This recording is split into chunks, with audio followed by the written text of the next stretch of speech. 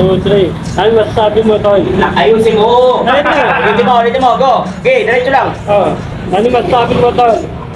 Pagkaipunta dito, papagalitan na kayo ng ikoy.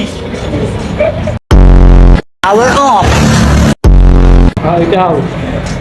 Anak tayo na boy. Paano hindi mo pagkakalitan yung animal na yan? Turo mo, balik mo yung cellphone mo, bilisan mo. Diba? Dito na balik ka eh! Paano hindi mo pagkakalitan? Katarantaduan. Imbis na pambayad ng tuition fee pinagpagawa dito. Magkano to? 2,000 mahigit to. Diba? Imbis na ipunin mo, kaya mapilin mo sa fight, diba? Nautan pa. Kaya sabi ko sa inyo, lagi nyo set yung priorities nyo, ha? Hindi ko kasi sinesero mo na dito para sa ano. Pero sayang kasi yung fight, dapat dinahan nyo na lang sa ano, sa ibang bisyo, ha? Diba? Balik mo dun, tapos patay mo na. Diba? Sabi ko kanina, patras. Ano ginawa, pre? Pabante, di ba? Hirap mong ano, bigyan ng instruction, bro. Ang hirap mo i-adjust, ang hirap mong abutin, animal ka. Papalitan natin mamaya. Gawa to ni Boss Joel sa Lingunan. Pangalawang gawa na to. Anong ano ni Boss Joel, yung shop niya?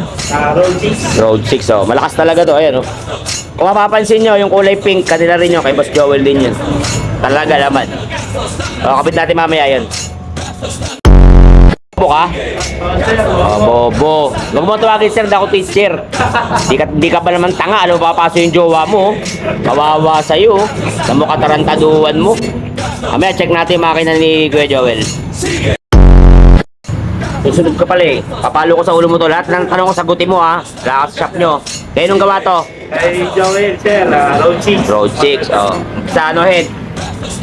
Nakata. Anong ano to? 4 valves to eh no? Ako, sir, 61. Wala nga sir, coach nga. Napakatanga mo naman kausap.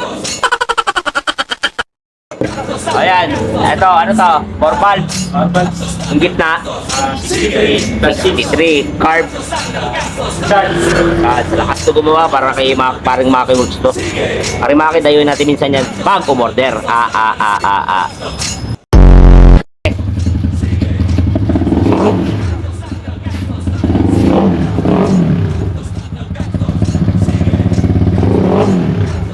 Oh, ito, ano to, data to ni Kuya Joel, yung builder niya. Hindi kami nakikialam sa data nila, kasi sila nakakaalam dyan.